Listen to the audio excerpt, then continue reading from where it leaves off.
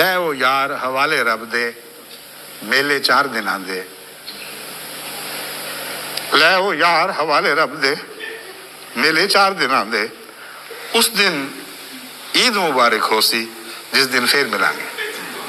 अस्सलामु अलैकुम वरहमतुल्लाहि वबरकातुहू। सुबहान अल्लाह व बिहम्दिही सुबहान अल्लाहिल अज़ीम। अल्लाहुम्मा सल्ली अला मुहम्मदिन व अला आलि मुहम्मदिन कमा सल्लैता अला इब्राहीम व अला आलि इब्राहीम इन्नका हमीदुम मजीद। अल्लाहुम्मा बारिक अला मुहम्मद व अला आलि मुहम्मद कमा बारकता अला इब्राहीम व अला आलि इब्राहीम इन्नका हमीदुम मजीद। दोस्तों, हम बचपन से एक वाक़या बार बार सुनते आए हैं कि एक बुज़ुर्ग ने सारी उम्र अपना मेहनत से जो मशक्क़त करके कमाई की इस नीयत से कि वो हज करेंगे, और जब उनकी वो मुकम्मल होगी अमाउंट या रकम जिससे हज किया जा सका, तो उनको पता चला कि उनका हमसाया जो है बीमार है, उसको इतने दिन से उसने खाना नहीं खाया गया। तो उन्होंने उस जमा की हुई पूंजी से हमसाये की मदद कर, क्योंकि बताने वाले बताते हैं कि हज के मौका पे एक बुज़ुर्ग को ये ख्वाब आई। इस दफ़ा सारे हाजियों में से सिर्फ एक बंदे का हज कबूल हुआ है, और वो जो हज पे आया ही नहीं, और वो शख्स था जिसने अपनी गरीब हमसाये की मदद की, धोखे की। बात यह है कि पाकिस्तान के अंदर आपने देखा करोड़ों इंसानों ने ईद मनाई, खुशियाँ मनाई, अपने अपने अजीज़ों कारब को मिलने गए, और बहुत रंग बिरंगे कपड़े पहने। इसी तरह हम यूरोप में भी बहुत सारे लोगों, अभी पाकिस्तान कौंसलेट जो एम्बेसी है वहाँ ईद से पहले जो यहाँ सफ़ीर पाकिस्तान हैं उन्होंने प्रोग्राम रखा हुआ था।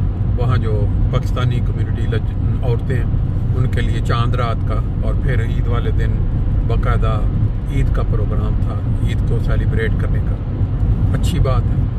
हमारे यहाँ फ्रैंकफर्ट में भी ईद के मौका पे बहुत सारे लोग इकट्ठे थे, उन्होंने ईद मनाई, लेकिन यहाँ उन्होंने अपने भाइयों को भी याद रखा। अब ये ईदें तो पूरी दुनिया में मनाई गई, लेकिन खुदा की नज़र में मकबूल ईद, सबसे ज़्यादा मकबूल ईद जो ज़ाहिर नज़र आती है वो उन अहमदी भाइयों की है जिन्होंने पाकिस्तान में ईद मनाने की नीयत की, कई मसाजिद में गए, लेकिन वो दूसरे मुसलमान जिनको फहम और अक्ल नहीं कि ये भी लोग हमारे जैसे ही मुसलमान हैं, ये भी नबी पाक सल्लल्लाहु अलैहि वसल्लम को अपने खातमुन नबीयीन नबी मानते हैं, और उनकी नमाज, रोज़ा, हज, ज़कात, हर चीज़ जो है वो वही है जो तमाम मुसलमानों की है।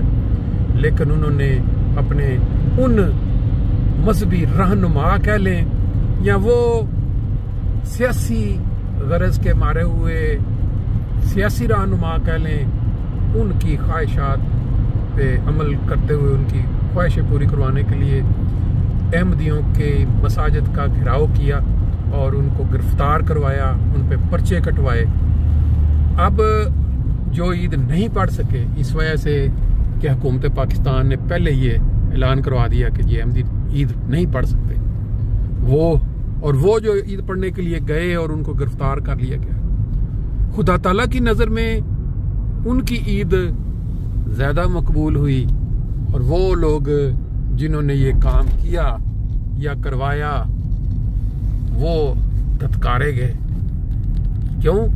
कि ये तालीम मिलती है, हर मज़हब की तालीम मिलती है कि जो लोग खुदा ताला की इबादत से रोके जाते हैं और जिनके हाथों रुकते हैं उनमें बड़ा फ़र्क है। कुरान पाक इसकी बार बार जिक्र से भरा पड़ा है कि अल्लाह ताला की इबादत से रोकने वालों का क्या अंजाम है, वो किस में शुमार होते हैं, और वो जो मजबूरी में छुप के अपनी जान की परवाह ना करते हुए खुदा ताला की इबादत जारी रखते हैं, उनका किन लोगों के साथ ताल्लुक है। बहरहाल ये एक ऐसा गहरा फ़लसफ़ा है जिसको समझने के लिए इंसान को कुछ फ़हम, अकल और कुरान का इदराक होना चाहिए। ये कुरान बंदा तर्जमे के साथ पढ़े तो उसको अंदाज़ा हो सकता है। आज 2 अप्रैल 2025, कल 1 अप्रैल को बहुत सारे लोगों ने बड़े बड़े अजीबोगरीब तरह के मजाक एक दूसरे से किए अप्रैल फूल के नाम पे, लेकिन इसका जो वक्त के इमाम हैं आज के दौर के, उन्होंने मना किया हुआ है। उनका बकायदा इरशाद है कि ये ठीक बात नहीं है। तो अभी हम मस्जिद के करीब पहुंच गए हैं, एक दफ़ा अपना शौक पूरा कर लेते हैं। सल्ले अला नबी ना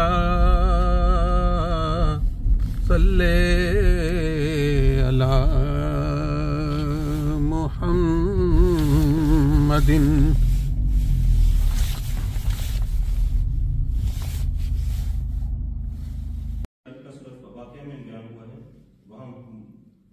मुकर्रबों का जिक्र करके फरमाता है, ला यस्माऊना फीहा लगवन वला तासीमा इल्ला क़ीला सलामा सलामा, यानी कुर्ब का मकाम वो है जिसमें लग़्व और गुनाह की बात कोई नहीं होती, और वो लोग एक दूसरे के शर से भी महफूज रहते हैं, और हर एक शख्स दूसरे की सलामती तलाश करता है और अल्लाह ताला से भी उससे सलामती मिलती है। ये म्यार भी ऐसा नहीं कि कोई मुशरिक उसका इनकार कर सके। जाहिर है कि जो अल्लाह ताला के करीब होगा, लग़्व बातों से और गुनाह से बचेगा और खुदा का बंदा होकर उसके दूसरे बंदों की भलाई में लगा रहेगा, फसाद नहीं करेगा। ये अलामतें भी किसी मुशरिक में नहीं पाई जा सकती। पहली बात, लग़्व बातों से महफूज होना है। मुशरिक में ये बात कहाँ पाई जा सकती है?